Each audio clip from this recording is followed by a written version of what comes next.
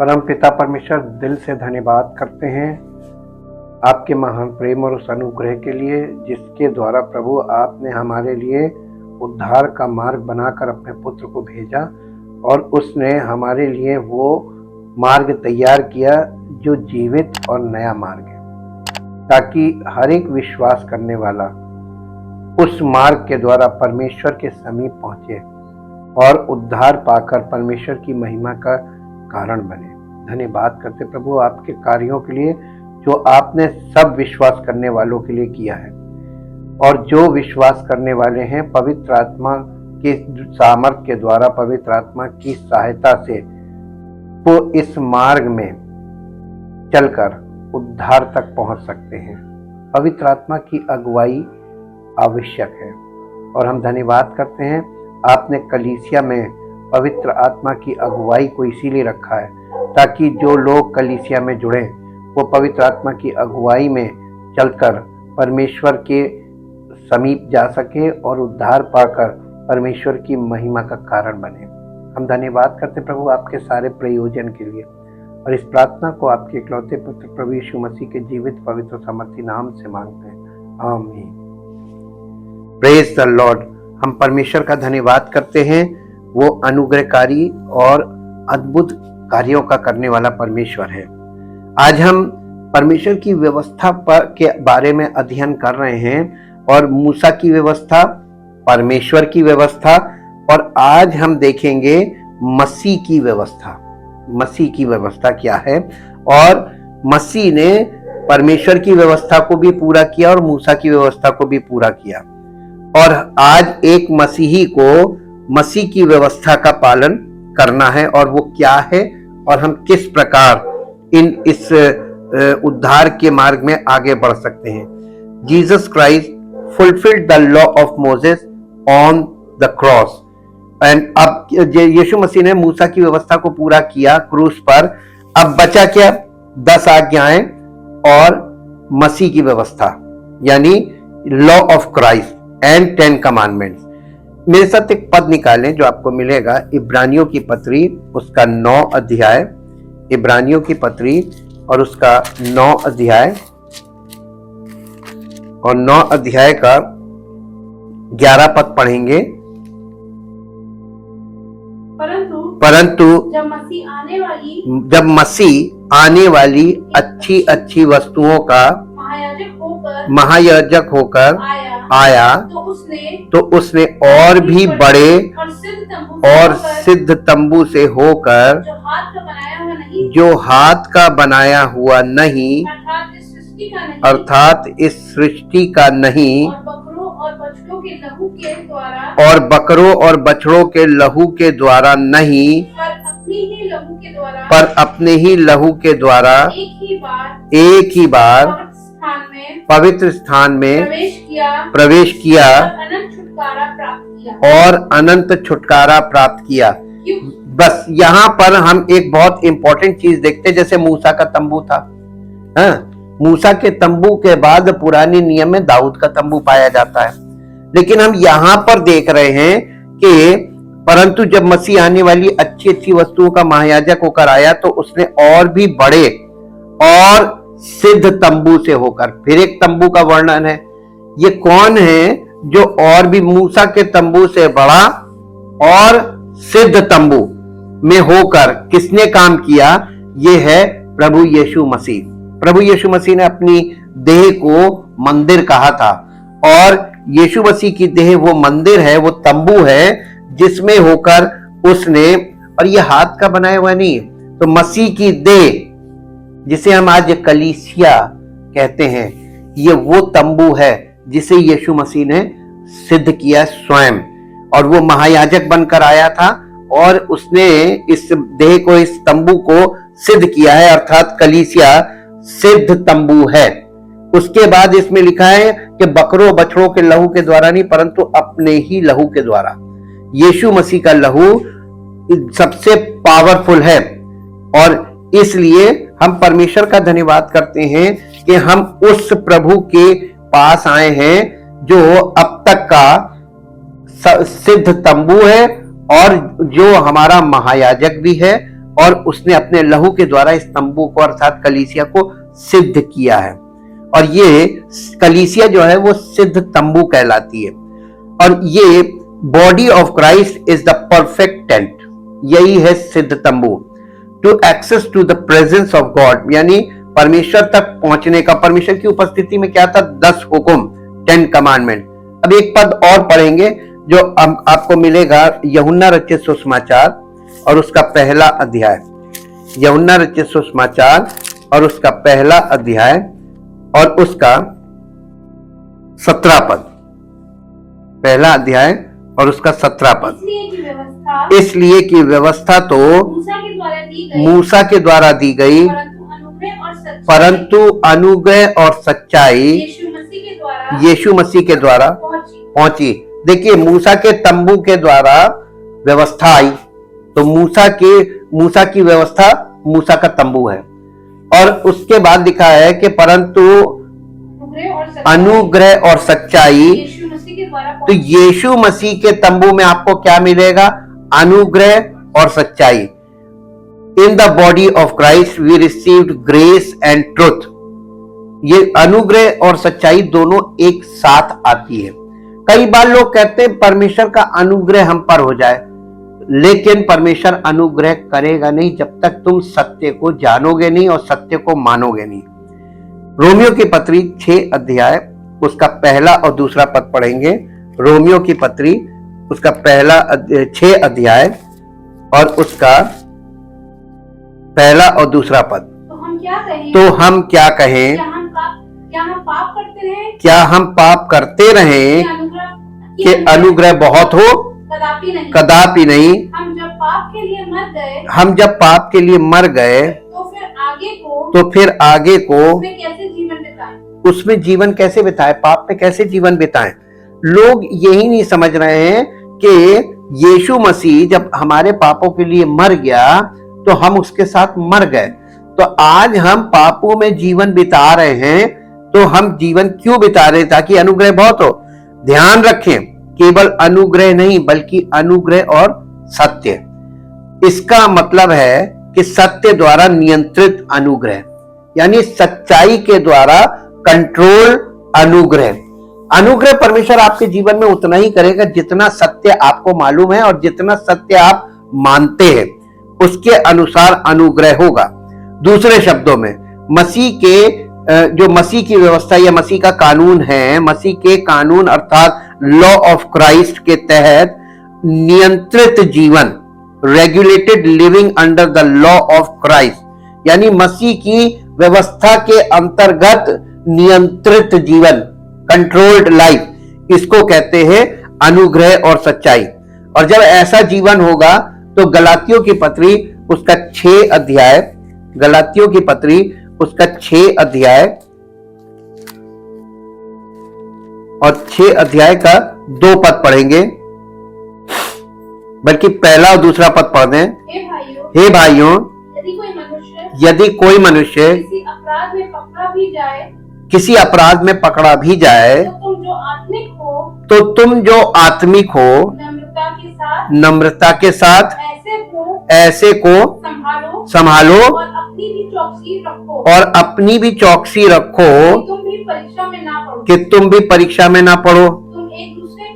तुम एक दूसरे का भार उठाओ और इस प्रकार मसीह की व्यवस्था को पूरी करो। मसीह की व्यवस्था हमें एक दूसरे का भार उठाकर पूरा करना है।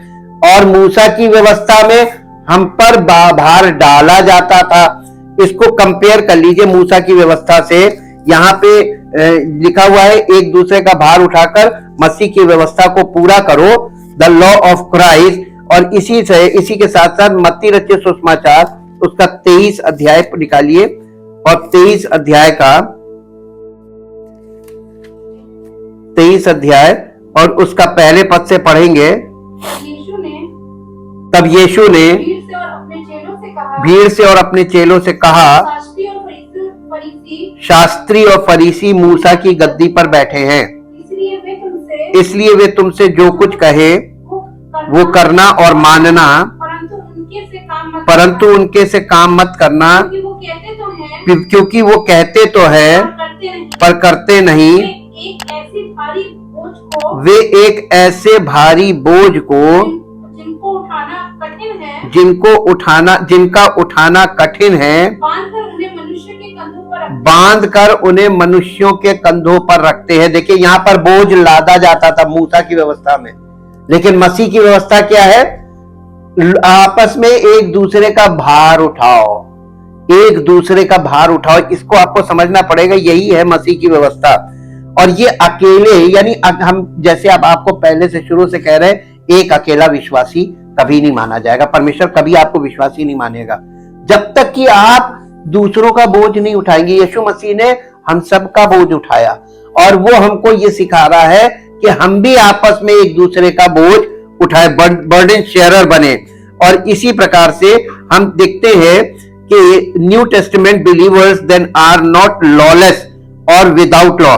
इसका मतलब नए नियम के विश्वासी जो है वो व्यवस्था विहीन नहीं है, लॉलेस नहीं है, यानी बिना कानून के नहीं है, बिना व्यवस्था के नहीं है, बल्कि which law of Christ itself fulfils the law of Moses.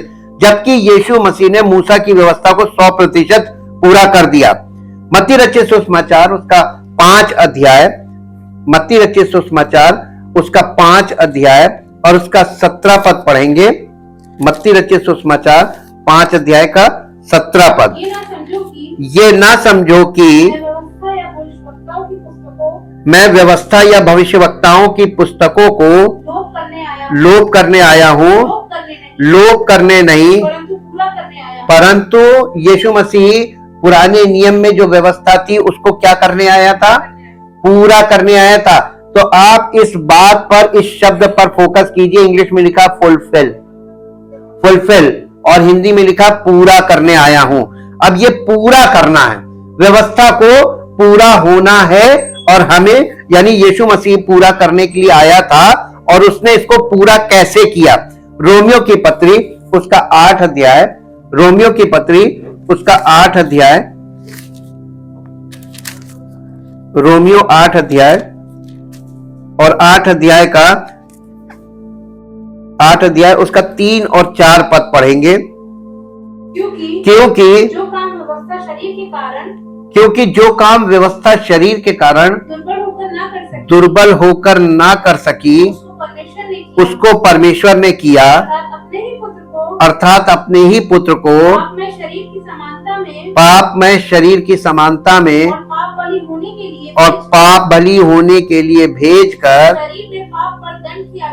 शरीर में पाप पर दंड की आज्ञा दी, इसलिए कि व्यवस्था की विधि हम में जो शरीर के अनुसार नहीं वरन आत्मा के अनुसार चलते हैं। तो हमारे जीवन में ये फुलफिल कैसे होगी?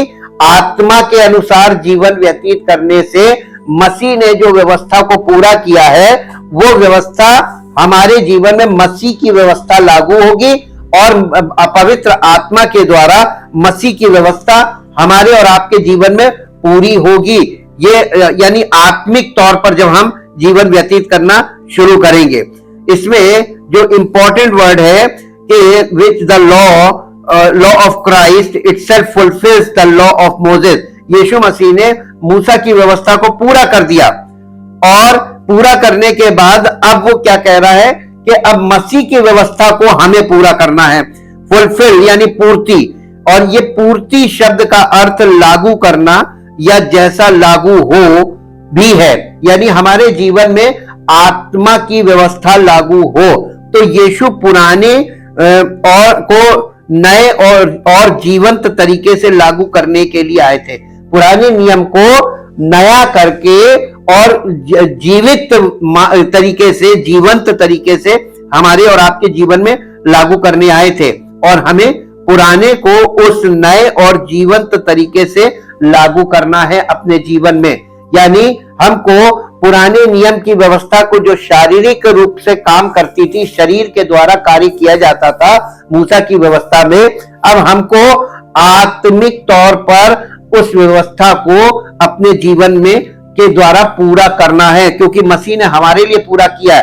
तो अब हमको क्या करना है? हमें आपस में एक दूसरे का भार उठाना है। आप इससे बच नहीं सकते। इसके साथ साथ हम ये देखते हैं, ये अनुग्रह जो हम पर हुआ है, इसमें सच्चाई के साथ अनुग्रह है, और ये सच्चाई और अनुग्रह हमारे जीवन में नया किया गया है। प्रभु ने हमको शरीर के व्यवस्था से छुड़ा लिया और आत्मा की व्यवस्था के अधीन किया। रोमियो की पत्री उसका 8 अध्याय का पहला पद पढ़े। अतः अब जो मसीह यीशु में है, उन पर दंड की आज्ञा नहीं, क्योंकि वो शरीर के अनुसार नहीं वरन आत्मा के अनुसार चलते हैं। क्योंकि जीवन की आत्मा की व्यवस्था ने, देखिए आत्मा की एक व्यवस्था है। हम किसकी व्यवस्था के अंतर्गत आ गए? मूसा की व्यवस्था से यीशु मसीह ने छुड़ाया, और हमको जीवन की आत्मा की व्यवस्था, यही मसीह की व्यवस्था है। यही है मसीह की व्यवस्था। मसीह यीशु में मुझे पाप की और मृत्यु की व्यवस्था से स्वतंत्र कर दिया, ताकि हम शरीर में पाप से छूटकर और मृत्यु से छूटकर मसीह के जीवित गवाह बने और उसकी महिमा हमारे जीवन से प्रकट हो। लेकिन ये पवित्र आत्मा के द्वारा व्यतीत करने वाला जीवन है, यानी नियंत्रित जीवन, सत्य के द्वारा। सत्य क्या? परमेश्वर का वचन सत्य है। तो वचन के द्वारा नियंत्रित जीवन, और ये वचन के द्वारा जो नियंत्रित जीवन है, ये नियंत्रित जीवन ही मसीही जीवन है। The Old Testament therefore still applies to us believers today conditionally, in that it is fulfilled or applicable in a new and different way. आज भी पुराने नियम की जो पुरानी व्यवस्था है, मूसा की व्यवस्था, वो हमारे हर विश्वासी के जीवन में लागू है। और ये कब उससे छूटेगा? जब वो मसीह में नए और जो फर्क तरीके से उसने मार्ग हमारे लिए तैयार किया, यानी स्पिरिचुअल वे में जब वो जीवन बिताना शुरू करेगा, तब वो उससे छूट जाएगा। Jesus is the way and his teaching is that way. Yeshu Masih वो मार्ग है, और यीशु मसीह की शिक्षा ही वो सच्चा मार्ग है। So for every scripture in the Old Testament, don't throw any away in your mind और फ्रॉम योर लाइफ। पुराने नियम का एक एक वचन, उसको हमको फेंकना नहीं है, उसको अलग नहीं करना, उसको दिमाग में रखना है, क्योंकि यू नीड टू नो और ask how is it applicable to me the New Testament believer. नई नियम के अनुसार ये पुराने नियम की जो व्यवस्था है हमारे जीवन में, ये आज एप्लीकेबल कैसे होगी, लागू कैसे होगी। Under the Old testament Jerusalem is the place of worship. Under the New Testament, the same law to worship applies to us today. हमारे जैसे पुराने नियम में यरूशलेम में व्यवस्था, यानी आराधना करना के लिए उपस्थित होना अनिवार्य था, ये व्यवस्था आज भी वैसे ही है, but in a new and different way, लेकिन एक नए और फर्क तरीके से। कैसे? आस्क, पूछना है हमको, इसका पता करना है। Where is the place of worship in my life and fulfil it. और हमें इस बात का पता लगाना है कि ये वाली बात हमारे जीवन में कैसे पूरी होगी, और उसे पूरा करना है। इसके लिए एक पद निकाल लीजिए जो आपको मिलेगा यूहन्ना रचित सुसमाचार उसका 4 अध्याय। यूहन्ना रचित सुसमाचार उसका 4 अध्याय। यीशु मसीह ने यहां पर जवाब दिया है, और यही हमारे लिए आज जवाब लागू होता है। 4 अध्याय का 20 पद से 24 पद तक पढ़ेंगे। हमारे बाप दादों ने इसी पहाड़ पर आराधना की, और तुम कहते हो कि वो जगह जहां आराधना करनी चाहिए यरूशलेम में है। यीशु ने उससे कहा, हे नारी, मेरी बात का विश्वास कर कि वो समय आता है कि तुम ना तो इस पहाड़ पर पिता की आराधना करोगे और ना यरूशलेम में। तुम जिसे नहीं जानते उसकी आराधना करते हो, और हम जिसे जानते हैं उसकी आराधना करते हैं, क्योंकि उद्धार यहूदियों में से है। परंतु वो समय आता है, वरन अब भी है, जिसमें सच्चे भक्त पिता की आराधना कैसे करेंगे? आत्मा और सच्चाई से करेंगे। यानी आप जहां पर हैं वहीं पर आराधना करेंगे, लेकिन आराधना का तरीका क्या होगा? आत्मा से और सच्चाई से। सच्चाई क्या है? परमेश्वर का वचन, वचन के अनुसार आराधना करेंगे। कहने का मतलब यहां पर यह है। इसके बाद अंडर द ओल्ड यानी पुरानी व्यवस्था में, it was the shedding of the blood of goats and calves to remit sin, यानी पापों से छुटकारा पाने के लिए बकरों और बछड़ों का लहू बहाया जाता था, वही लहू चढ़ाया जाता था। अंडर द न्यू और नई व्यवस्था के अंतर्गत, it was the shedding of blood, यहां पर भी लहू की जरूरत है, shedding of blood too, but in a different way. यहां पर भी लहू है, लहू बहाया जा रहा है, लेकिन एक फर्क तरीके से, in a different way, the blood of Christ himself rather than the blood of goats and calf। यहां पे मसीह का लहू है बजाय बकरों और बछड़ों के लहू के द्वारा। इब्रानियों की पत्री उसका 9 अध्याय और उसका 22 पद पढ़िए। इब्रानियों की पत्री 9 अध्याय और उसका 22 पद, यहां इस प्रकार से लिखा हुआ है, सच तो ये है कि व्यवस्था के अनुसार प्रायः सब वस्तुएं लहू के द्वारा शुद्ध की जाती है और बिना लहू बहाए पापों की क्षमा नहीं है। तो आज आप किसके लहू से क्षमा प्राप्त करेंगे? यीशु मसीह के लहू से। ये वही, देखिए व्यवस्था वही चली आ रही है, लेकिन एक फर्क तरीके से।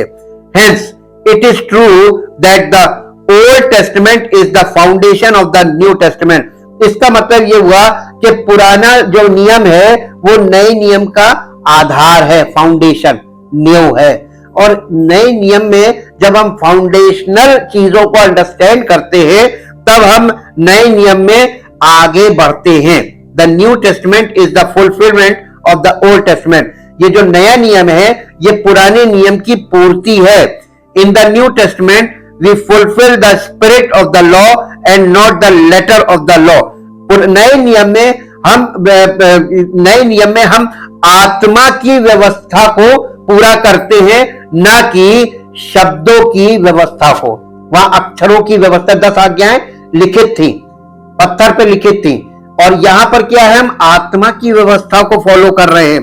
Fulfilling it is through the spirit of Christ, यानी ये मसीह की आत्मा के द्वारा ये पूर्ति हो रही है हमारे जीवन में।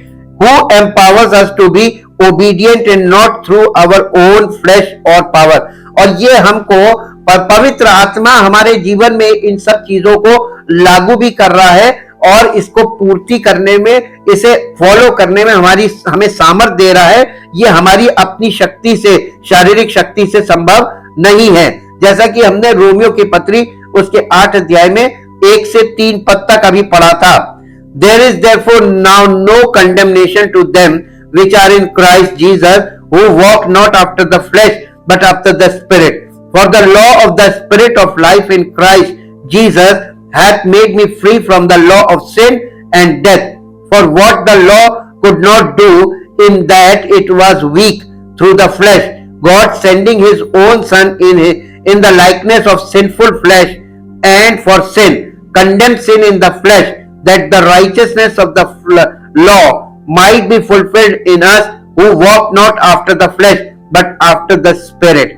So believers fulfill the commandments by walking after the Spirit through obedience by the love of Christ, through a heart of flesh as opposed to a heart of stone, which itself does not have Christ's love shed upon it। यानी हमको ये आज्ञा दी जा रही है कि विश्वासियों, तुम पवित्र आत्मा के द्वारा आत्मा की अगुवाई में चलकर और उसकी पवित्र आत्मा की आज्ञा मानकर मसीह के प्रेम में बढ़ते जाओ, और तुम्हारा जो मुलायम हृदय है, हार्ट ऑफ फ्लेश मतलब मांस का हृदय, उसके द्वारा, जो पत्थर के हृदय का विपरीत है, उसके मसीह के प्रेम से हमारा हृदय भर जाए, ताकि हम आपस में एक दूसरे से प्रेम करें और मसीह की व्यवस्था को पूरा करें।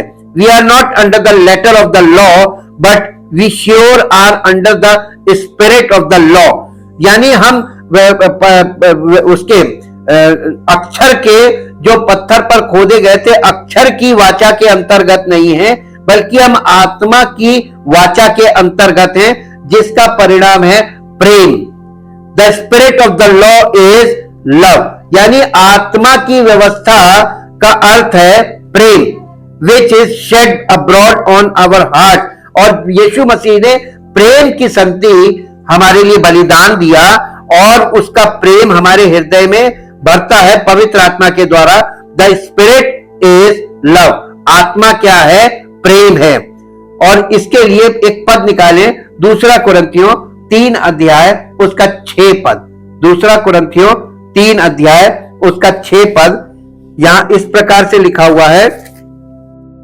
दूसरा कुरिन्थियों 3 अध्याय और उसका 6 पद, जिसने हमें नई वाचा के सेवक होने के योग्य भी किया, शब्द के सेवक नहीं वरन आत्मा के, क्योंकि शब्द मारता है पर आत्मा जिलाता है। हम आज आपको यह देखना है कि आप आत्मा के सेवक के अधीन हैं या आप शब्द के सेवक के अधीन हैं, क्योंकि प्रभु ने हमें आत्मा के अधीन किया है, पवित्र आत्मा के। Jesus said if you love me keep my commandment. Yeshu Masih ने कहा, यदि तुम मुझसे प्रेम रखते हो तो मेरी आज्ञाओं को मानोगे। यूहन्ना रचित सुसमाचार 14 अध्याय उसका 15 पद से पढ़े। 15 पद से आगे पढ़ेंगे तो आपको यही बात लिखी मिलेगी। इसके बाद एक पद और निकाल लीजिए जो आपको मिलेगी, लूका रचित सुसमाचार 10 अध्याय, नहीं उसको घर में पढ़ेंगे लोग। यूहन्ना रचित सुसमाचार 14 अध्याय 15 से 31 आप घर में पढ़िए, और लूका रचित सुसमाचार 10 अध्याय का 27 पद पढ़ेंगे, जहां इस प्रकार से लिखा है, लूका 10:27, उसने उत्तर दिया तू प्रभु अपने परमेश्वर से अपने सारे मन और अपने सारे प्राण और अपनी सारी शक्ति और अपनी सारी बुद्धि के साथ प्रेम रख, और अपने पड़ोसी से अपने समान प्रेम रख। आपको मालूम है मसीह की व्यवस्था क्या है? मसीह की व्यवस्था आपको और हमको कैसे पूरी करनी है? आपस में प्रेम रख के। वो 10 आज्ञाएं उसने 2 आज्ञाओं में बदल दी, और वो 2 आज्ञाएं एक आज्ञा है।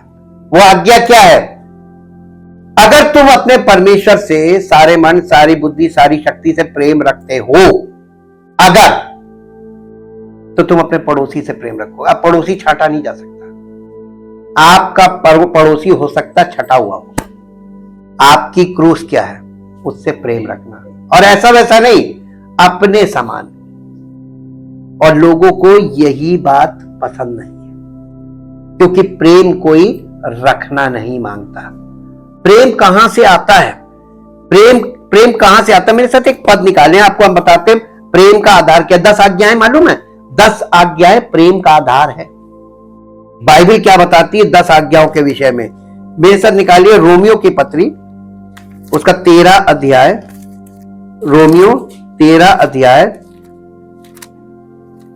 अध्याय का 8 पद से पढ़े। आपस में प्रेम, हेडिंग है एक दूसरे के प्रति कर्तव्य। आपस के प्रेम को छोड़ और किसी बात में किसी के कर्जदार ना हो, क्योंकि जो दूसरों से प्रेम रखता है उसने व्यवस्था पूरी की है। अरे 10 आज्ञाएं पूरी कर दी। 10 आज्ञाएं कैसे पूरी करनी? हो सकता है ये आपके लिए बहुत कठिन हो, ये फिजिकली कठिन लगेंगी आपको, लेकिन पवित्र यानी आप बॉर्न अगेन हो गए और आत्मा की रीति पर जब आप जीवन व्यतीत करने लगेंगे तो ये कुछ नहीं है, ये ऑटोमेटिकली, क्योंकि आपको सामर्थ कहां से मिलेगी? पवित्र आत्मा से। कितना लोग ये दावा करते मेरे पास पवित्र आत्मा है और ये प्रेम दिखा दें। प्रेम किसी में नहीं है, यह कौन सी पवित्र आत्मा है? पवित्र आत्मा हमको क्यों दिया गया? जो हम नहीं कर सकते वो हम करें। तो हम प्रेम, जिसको हम प्रेम नहीं कर सकते, दूसरों को हम प्रेम नहीं कर सकते, और जिसको आप प्रेम नहीं कर सकते उसे प्रेम करने की सामर्थ्य कौन देगा? पवित्र आत्मा। क्योंकि पवित्र आत्मा प्रेम का आत्मा है, धीरज का आत्मा है, संयम का आत्मा है, सामर्थ्य का आत्मा है। प्रेम से बड़ी कोई सामर्थ्य नहीं है। और यहां पे साफ साफ लिखा है, क्योंकि जो दूसरों से प्रेम रखता है उसी ने व्यवस्था पूरी की है। और सबसे पहले किसने किया? प्रभु यीशु मसीह ने। उसका किसी से कोई रिश्ता नहीं था, वो परमेश्वर का इकलौता पुत्र था। लेकिन परमेश्वर उन लोगों से, जिनसे, जो पापी मनुष्य उनसे प्यार करता था, यीशु मसीह ने देखा मेरा पिता उनसे प्रेम करता है लेकिन वो परमेश्वर तक नहीं पहुंच सकते। उसने अपने पिता से इतना प्रेम किया कि उसकी संति, उसने प्रेम की संति अपने आप को बलिदान कर दिया, ताकि वो जो परमेश्वर तक नहीं पहुंच सकते पापी, वो परमेश्वर की उपस्थिति में पहुंच जाए। ये प्रेम के कारण किया है। और प्रेम व्यवस्था की पूर्ति है। क्योंकि 9वां पद पढ़े, क्योंकि ये है कि क्यों नहीं, उसने पूरी व्यवस्था पूरी की है। क्योंकि ये कि व्यभिचार ना करना, हत्या ना करना, चोरी ना करना, लालच ना करना, और इनको छोड़ और कोई भी आज्ञा हो तो सबका सारांश इस बात में पाया जाता है, अपने पड़ोसी से अपने समान प्रेम रख। प्रेम पड़ोसी की कुछ बुराई नहीं करता, इसलिए प्रेम रखना व्यवस्था को पूरा करना है। 10 आज्ञाओं को पूरा करना आपके लिए कठिन है कि सरल है? आपको कठिन लगेगा, क्योंकि आप इसको शारीरिक तौर पर नहीं कर सकते। इसीलिए बॉर्न अगेन होना जरूरी। बॉर्न अगेन का मतलब आत्मा की अगुवाई में चलना और आत्मा के अनुसार जीवन व्यतीत करना शुरू करना जरूरी है। यही आपका शुरुआत है। जब आत्मा की अगुवाई में चलने लगेंगे, आत्मा की आज्ञा मानने लगेंगे, तो आपको कुछ कठिन नहीं लगेगा, क्योंकि आपको उस काम को जो आपसे नहीं हो पा रहा उसे करने की सामर्थ्य कौन देगा? पवित्र आत्मा देगा। आत्मा के अनुसार चलेंगे तो आत्मा आपकी मदद भी तो करेगा। The letter of the law is limited to 10, यानी जो व्यवस्था 10 आज्ञाएं थी, ये तो 10 थी, but the spirit of the law is unlimited. जो आत्मा की व्यवस्था है वो अनलिमिटेड है, 10 नहीं है, 10 से बहुत कहीं ज्यादा है, और इतना अनलिमिटेड है। The letter of the law is 10, जो 10 आज्ञाएं थी वो केवल 10 थी।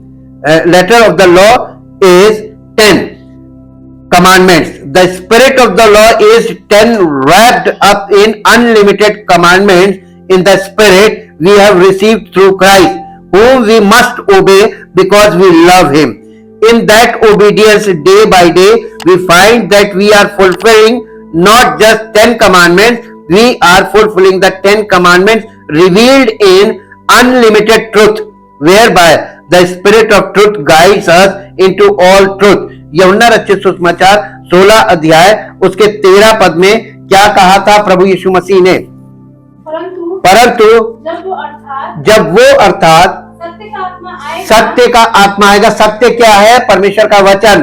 और सत्य का आत्मा, वचन का आत्मा, जब सत्य का आत्मा आएगा तो तुम्हें सब सत्य का मार्ग बताएगा। हमें, क्योंकि वो अपनी ओर से कुछ ना कहेगा, परंतु जो कुछ सुनेगा वही कहेगा। तो आपको पवित्र आत्मा की आवाज को सुनना है, पवित्र आत्मा के द्वारा वचन को सुनना है, और जितना ज्यादा आप सुनेंगे, जितना ज्यादा आप आज्ञा मानेंगे, उतना आप मसीह की व्यवस्था को अपने जीवन में पूरा होता हुआ देखेंगे। क्या आप चाहते हैं कि आपका जीवन जयवंत जीवन हो, मसीह की महिमा का कारण बने? तो आपको आज्ञा माननी पड़ेगी, और आज्ञा सर्वोपरि है।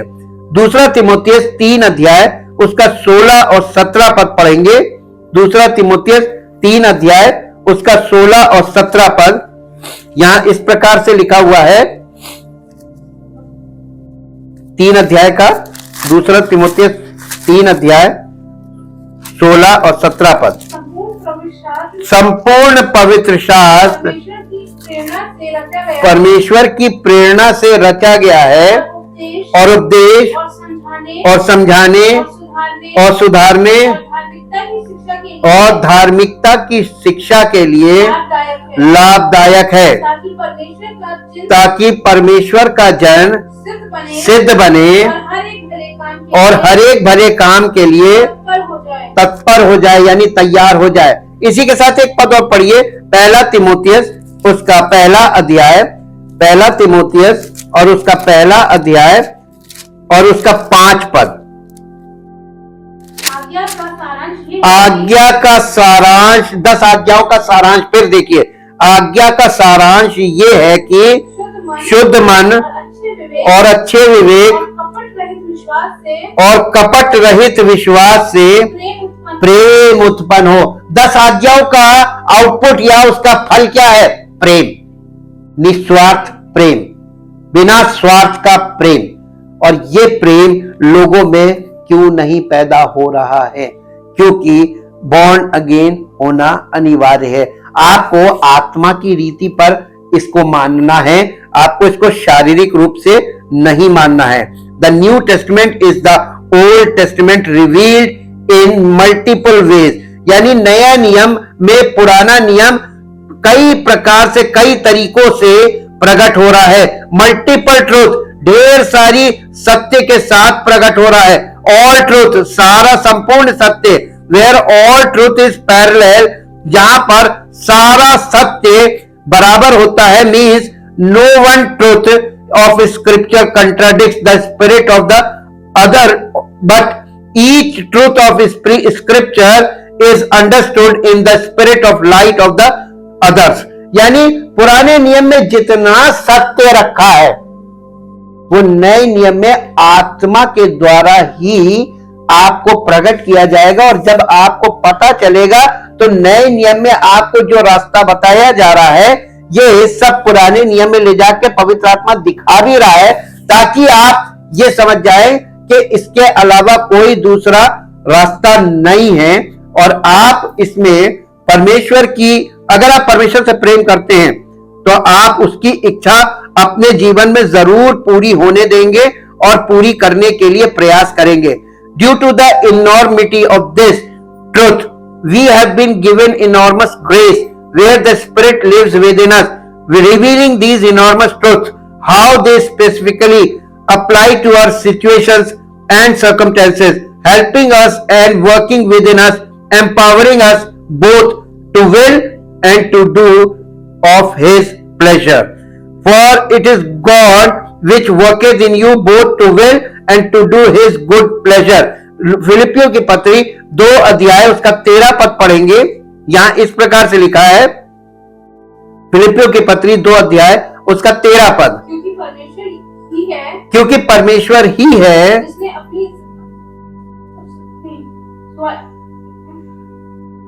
परमेश्वर ही है जिसने अपनी स्वेच्छा तुम्हारे मन में, अपने निमित्त तुम्हारे मन में इच्छा और काम दोनों बातों के करने का प्रभाव डाला है। इच्छा और काम, आपके अंदर इच्छा भी वो डालेगा और उसे करने के लिए आपको सामर्थ भी देगा। Whereby we are not to grieve the spirit. इफिसियों की पत्री 4 अध्याय उसका 30 पद, इफिसियों की पत्री 4 अध्याय उसका 30 पद, यहां इस प्रकार से लिखा हुआ है, परमेश्वर के पवित्र आत्मा को शोकित मत करो जिससे तुम पर छुटकारे के दिन के लिए छाप दी गई है। पवित्र आत्मा को शोकित करने का मतलब उसकी आज्ञा ना मानना, उसकी आज्ञा के विरुद्ध कुछ करना, ये दोनों बातें उसको शोकित करती हैं और आपको उद्धार नहीं मिलेगा। पहला थिस्सलुनीकियों 5 अध्याय उसका 19 पद, पहला थिस्सलुनीकियों 5 अध्याय उसका 19 पद, यहां इस प्रकार से लिखा हुआ है, 19 पद, आत्मा को ना बुझाओ। कई बार हम लोग मालूम क्या है, पवित्र आत्मा की आवाज सुनने के बजाय हम आत्मा को बुझाने लगते हैं। आत्मा को बुझाने का मतलब हम उसकी बात नहीं सुनते हैं और उसकी बात सुनने के लिए आएंगे ही नहीं। इसका मतलब मत बोलो हम नहीं सुनेंगे, हम आएंगे नहीं।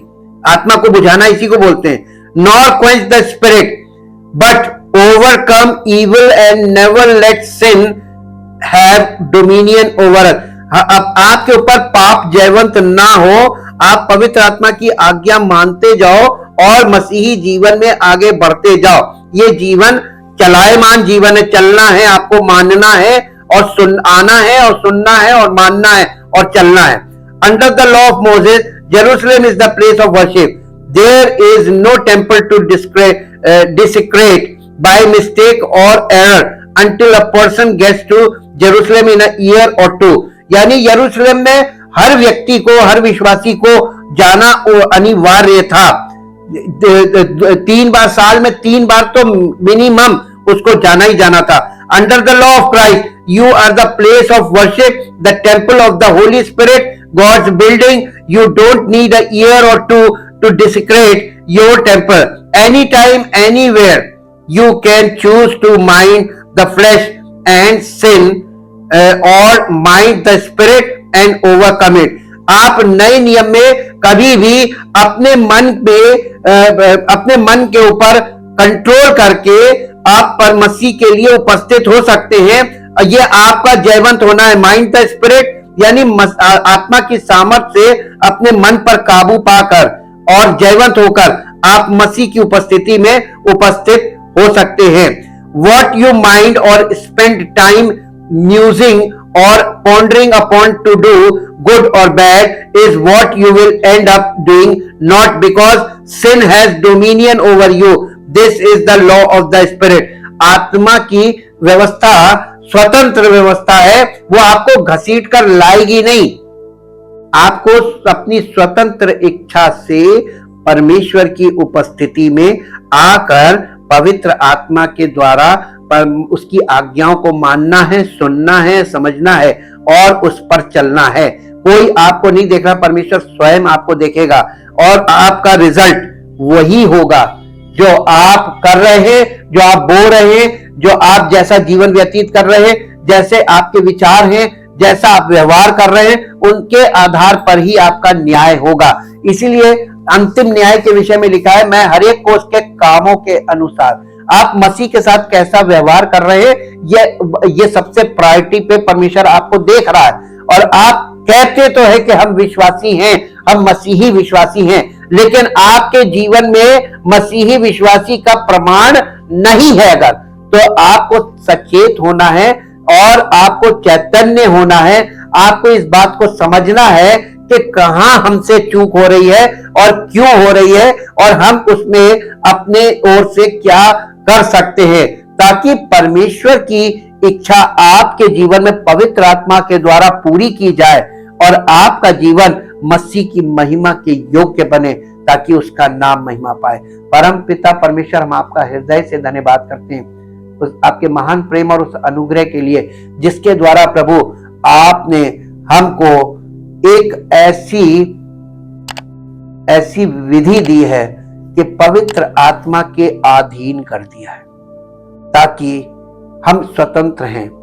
हमें अपने आप को, अपने मन को हमेशा इस बात के लिए तैयार करना है और तैयार रखना है कि हमें पवित्र आत्मा के पास आना है, आपकी उपस्थिति में आना है और हमें समर्पित जीवन बिताना है।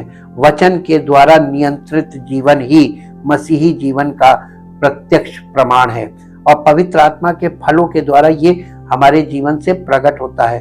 हम चाहते हैं प्रभु, जितने लोग हमारे साथ जुड़े हैं, इन सब का जीवन जयवंत और फलवंत होने पाए और आपकी महिमा का कारण बने, ताकि सारी महिमा आपको मिले। इस प्रार्थना को प्रभु यीशु मसीह के पवित्र नाम से मांगते हैं, आमीन। Praise the Lord.